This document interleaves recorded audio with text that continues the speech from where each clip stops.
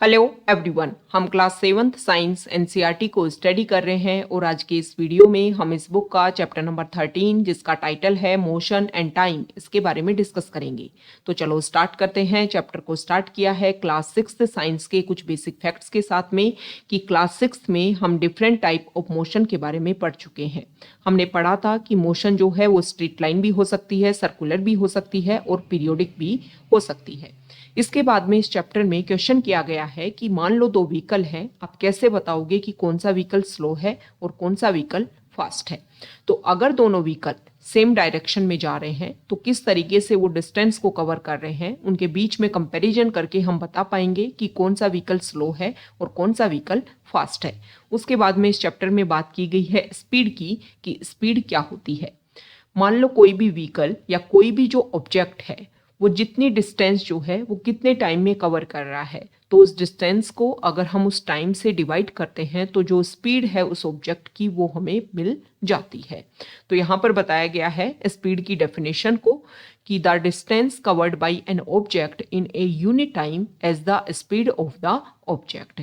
उसके बाद में बात की गई है स्पीड के फॉर्मूला की, कि स्पीड जो है, मान लो आपको कोई क्वेश्चन दिया जाता है, आपको डिस्टेंस दे दी गई, आपको टाइम दे दिया गया और आपसे स्पीड पूछ ली गई, तो आपको फॉर्मूला पता होना चाहिए। Speed is equal to total distance covered divided by total time taken. Okay, तो इस तरीके से आप टाइम भी निकाल सकते हो। अगर आपको स्पीड दे रखी है किसी व्हीकल की, किसी ऑब्जेक्ट की, और डिस्टेंस दे रखी है तो आप टाइम भी निकाल सकते हो, और अगर आपको टाइम और स्पीड दे रखी है तो आप डिस्टेंस भी निकाल सकते हो, अगर आपको फॉर्मूला पता है तो।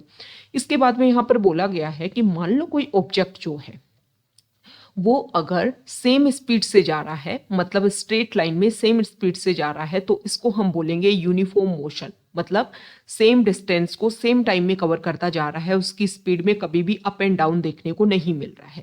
लेकिन अगर कोई ऑब्जेक्ट जो है वो स्ट्रेट लाइन में एक कांस्टेंट स्पीड से नहीं जा रहा है, मतलब कभी उसकी स्पीड हाई हो रही है, कभी कम हो रही है, तो इस प्रकार की स्पीड को हम बोलते हैं नॉन यूनिफॉर्म स्पीड। ओके, ये इंपॉर्टेंट फैक्ट है, आपको पता होना चाहिए। एक बेसिक अवेयरनेस होनी चाहिए कि अच्छा कम ज़्यादा भी हो सकती है, एक कांस्टेंट भी चल सकती है।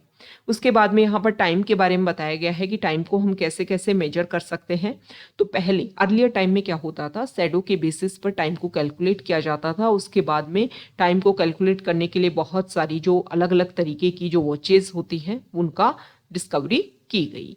तो यहाँ पर बताया गया है कि टाइम होता क्या है। तो टाइम जो है वो इंटरवल होता है, एक तरीके से दो टाइम जो होते हैं उनके बीच का जो इंटरवल होता है उसको हम रिप्रेजेंट करते हैं।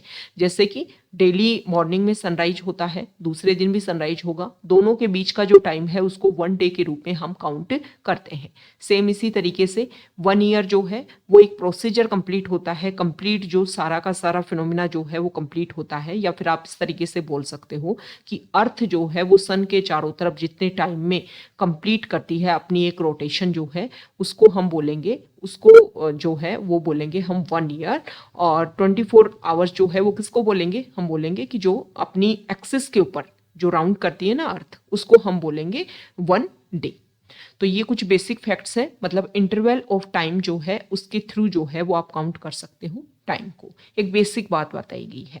क्लास 7th की जो साइंस है, अगर उसमें हम बात करें तो फिजिक्स का जो है और केमिस्ट्री का जो है वो पार्ट जो है उसमें कुछ फैक्ट्स जो है पूरे चैप्टर में आपको 2-3 लाइन जो है वो इंपॉर्टेंट मिलेंगी। हाँ, बायोलॉजी का जो पार्ट है वो लास्ट में जो एनवायरनमेंट का जो पार्ट आता है ना, उसमें भी थोड़ी अवेयरनेस रिलेटेड ही चीज़ें होती हैं। बायोलॉजी के पार्ट में आपको ठीक ठाक लेवल का मिल जाएगा 7th क्लास में। तो ओके, तो यहाँ पर जो भी इंपॉर्टेंट बातें हैं वो हम आपको बता रहे हैं। फिर इसके बाद में यहाँ पर जो ओसिलेटरी मोशन होता है उसके बारे में बताया गया है कि किस तरीके से पेंडुलम जो है वो अपना टाइम पीरियड कंप्लीट करता है। यहाँ पर फिर गैलीलियो की बात की गई है कि गैलीलियो जो है उन्होंने ये जो ओसिलेटरी मोशन है इसके बारे में पता किया था, और उसी का नतीजा है कि winding clocks and wrist watches जो हैं उनके are the refinement of pendulum clocks, उसी का रिफाइनमेंट के रूप में, मतलब उसी में चेंज कर करके या कुछ एक्स्ट्रा एक्टिविटीज इनपुट करके इनको इवॉल्व किया गया है। ओके तो यहाँ पर गैलीलियो का टाइम पीरियड शो कर रखा है। एक बेसिक अवेयरनेस होनी चाहिए कि ये साइंटिस्ट जो है वो किस किस टाइम थे। बहुत बार जो है वो इंटरलिंकिंग करके क्वेश्चन आपसे पूछ लिए जाते हैं। तो गैलीलियो का टाइम पीरियड था 1564 से 1642 के बीच में। यहाँ पर फिर जो टाइम और स्पीड है उसकी यूनिट की बात की गई है कि टाइम की बेसिक यूनिट होती है सेकंड, और इसके जो लार्जर यूनिट की अगर हम बात करें तो मिनट और आवर होती है। सेम इसी तरीके से जो since the speed is distance is equal to time, क्योंकि स्पीड क्या होती है, स्पीड होती है डिस्टेंस अपॉन टाइम। तो टाइम किसको रिप्रेजेंट करेगा, टाइम रिप्रेजेंट करेगा सेकंड को, और यहाँ पर मीटर। ओके तो इस तरीके से जो है आप बेसिक यूनिट बना सकते हो स्पीड की।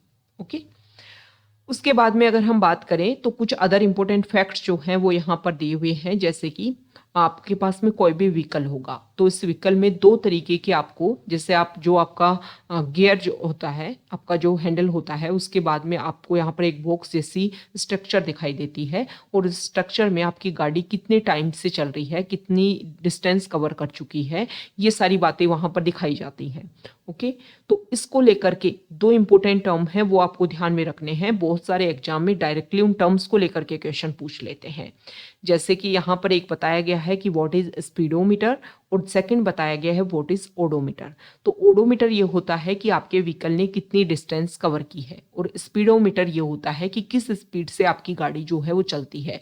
तो जहाँ पर स्पीडोमीटर लिखा होगा वहाँ पर किलोमीटर पर आवर लिखा होगा, और जहाँ पर जो ओडोमीटर है वहाँ पर लिखा होगा किलोमीटर, मतलब कितनी जो डिस्टेंस है वो आपने कवर कर ली है। ओके तो ये स्पीडोमीटर हो गई, और यहाँ पर ये हो गई ओडोमीटर। तो ये तो है स्पीड को काउंट करने वाला, ये यहाँ पर जो निडल दिख रही है वो इस तरीके से कवर करती है कि कितनी स्पीड से आप जा रहे हो, और ये किलोमीटर मतलब ये ओडोमीटर कि आपकी गाड़ी कितनी डिस्टेंस अब तक कवर कर चुकी है। ओके तो ये कुछ बेसिक बातें हमने डिस्कस की है इस चैप्टर में। साथ ही साथ हम अगर यहाँ पर बात करें तो एक इम्पोर्टेंट बात और बताई गई है कि टाइम को काउंट करने के लिए अभी हमने देखा कि सेकंड के यूनिट के रूप में हम उसको रिप्रेजेंट करते हैं, लेकिन दो इंपॉर्टेंट टर्म है जैसे कि माइक्रो सेकेंड और नैनो सेकेंड।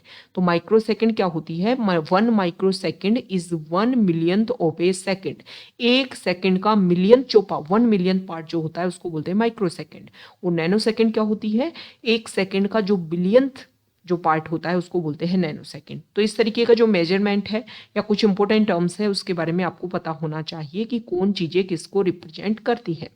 उसके बाद में इस चैप्टर में ग्राफ की बात की गई है कि हम डिस्टेंस और टाइम का ग्राफ बताएंगे।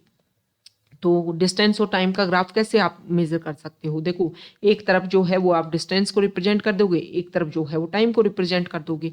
अगर आपकी लाइन जो है वो इस तरीके की बन रही है, मतलब बिल्कुल सीधी स्ट्रेट लाइन बन रही है, तो आप ये बात समझ जाना कि आपका जो व्हीकल है, आपका जो ऑब्जेक्ट है वो एक तरीके से यूनिफॉर्म मोशन में चल रहा है, उसकी स्पीड जो है वो कम ज़्यादा नहीं हो रही है।